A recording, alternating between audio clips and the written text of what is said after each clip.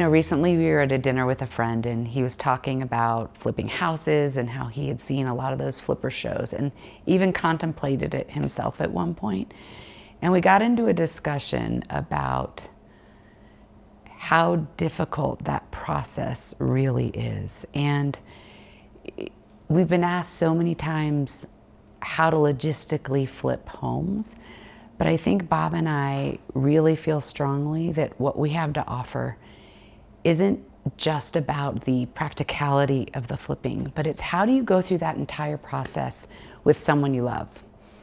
For us, it was with a spouse. They say the top three, some of the top stressors in life are moving, having children, and financial difficulty. And we were going through those things simultaneously year-round for almost 16 years. And so I strongly feel that I think what we have to offer is more how we walked through that and came out the other end stronger than we started. So it wasn't always that case on our first house. I mean, when you're doing a home, and Bob can correct me if I'm wrong, but there are hundreds of decisions you're making all the time. And walking into that, if you don't have a game plan, you're already in trouble. So maybe you can explain what we did. No, and that's as you walk into any of these things, communication is the number one thing in anything in life. And that was one of the things that you and I did really well. In just with our first house, knowing that there was hundreds of decisions to be made, that we sat down and agreed upon what decisions were in your your house and which ones would. Because we were living in separate houses? No, which decisions you wanted to make and which decisions I wanted to make, and that process actually helped us with our communication, thinking through. Where it was important for my opinion to be heard and where it was not, and vice versa. Practically, what did that look like? We went one day to a Barnes & Noble, and we did this for each of the houses. And we sat down with a yellow legal pad. He had his, I had mine. We had no money. When I say no money, we'll give you a couple examples of that. Yeah, and we actually went when we were at Barnes & Noble because we couldn't afford all the home magazines. So we would go to the rack and grab 6 or 8 or 10 home magazines that were similar to the taste that we liked, and pull them all out and actually take tidbits of each magazine as to ideas that we wanted to put into the homes that we loved. So we were sitting there each had our own yellow legal pad, and I would go through my magazines and write down the things that were really important to me, that were kind of my no compromise, if I don't know another way to say that, or things that were very, very important to me. Bob did the same thing on his yellow legal pad. And I'll give you an example. The kitchen, that I wanted to be my space. And so the decisions made in there, not that I wouldn't ask him about it, but they really mattered to me. And so when we would compare our notes at the end of the time, he would be like, okay, you get that. I get that. So you're not walking into each decision hearing constant opinions from each other, disappointing each other, frustrating each other. And it was really important because let me kind of set the stage for you. We had just gotten married our first year. We lived in 9 different places.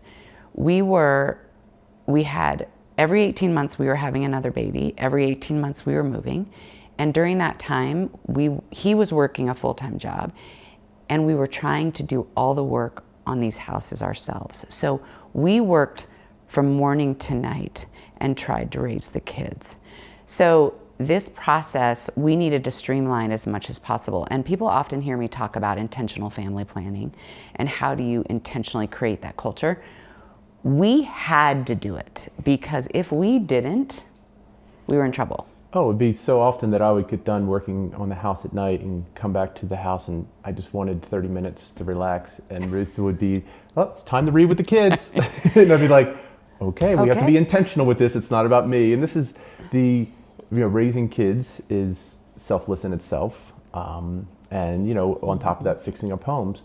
But to go back to the decision making of the home, it made the process even more effective, because if if I'm empowered to make decisions, or I know what decisions you want as I'm making them, I can continue forward instead of every time I come to a intersection, I have to go, hey, what decisions should I make?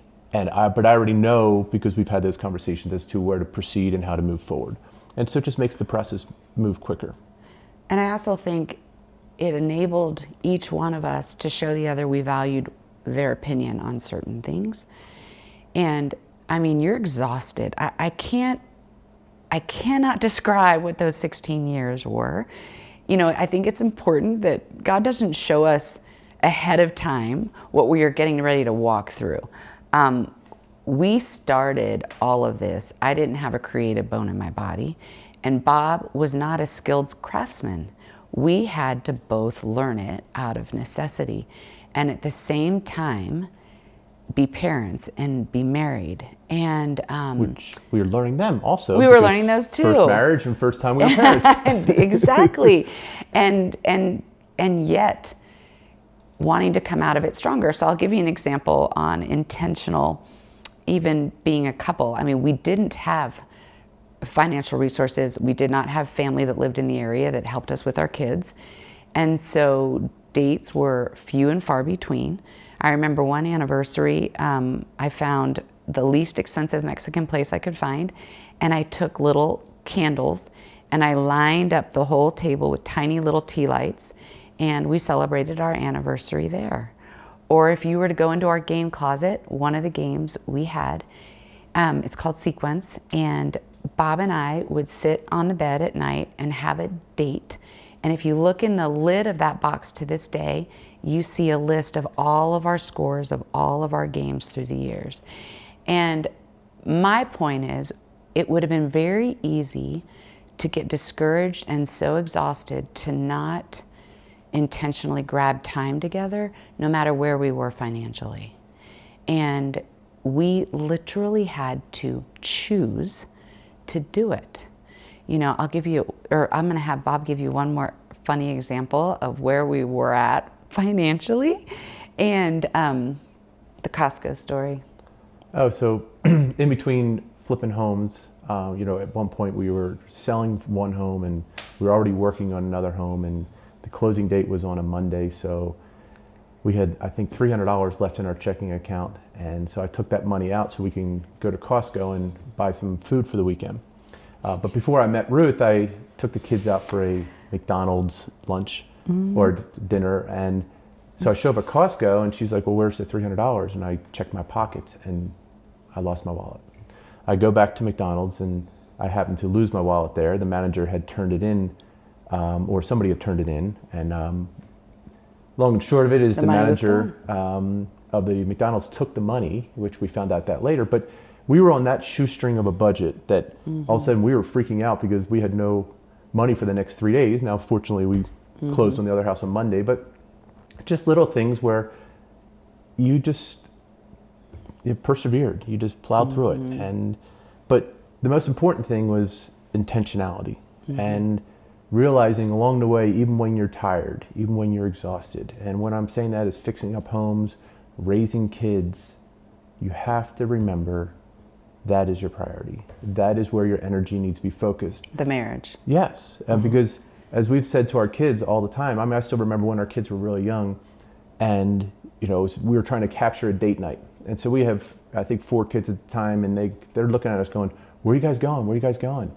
And I said, your mom and I are going out on a date. And they're like, why aren't you spending the night with us?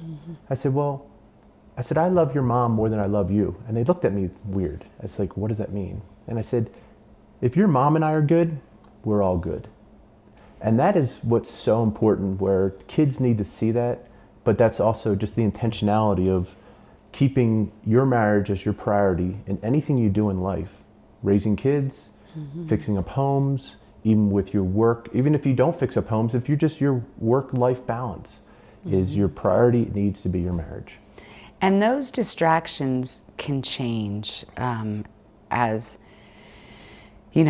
whether it's golfing, whether it just changes throughout life. And it's so easy to get off priority. And I think that has to do with that mission statement that we've talked about in the book before, where if you have a clear set of goals and where you want to head as a marriage and a family, it helps you to pivot back when you get off course.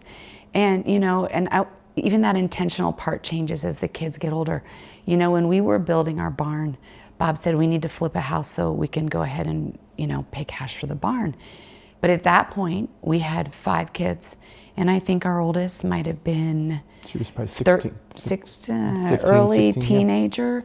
And so the cost, not financially at this point to us, but it was the cost in time was greater. And we had to sit down again and communicate about this, because we could have dove into it head first and suffered as a family because of it. And instead, we sat down, actually first as a couple, then as a family, and said, if we want to do this, we have to all be all in. And here's what that looks like. And for us, that meant the kids helped do all the demo work. I mean, my older kids can take a bathroom down to its studs in hours. Yeah, I mean, that's when we bought that house. I gave her a crowbar and a sledgehammer, and she entered a bathroom, and I said, I want it down to the studs. She goes, okay. Yeah. And about 4 hours later, I came up, and there was just studs in the room. Tile was off the wall. The floor was a mess. But it's also, they, through this process, have learned to not be afraid to make things worse before it can get better. But on that same thing is, my kids helped not only with the demo, but we laid hardwood floors together. But it's not a matter of what we did. It's the fact that we did it. And it's not a matter of flipping homes. It's a matter of doing life intentionally together and joining in with your kids with whatever they love.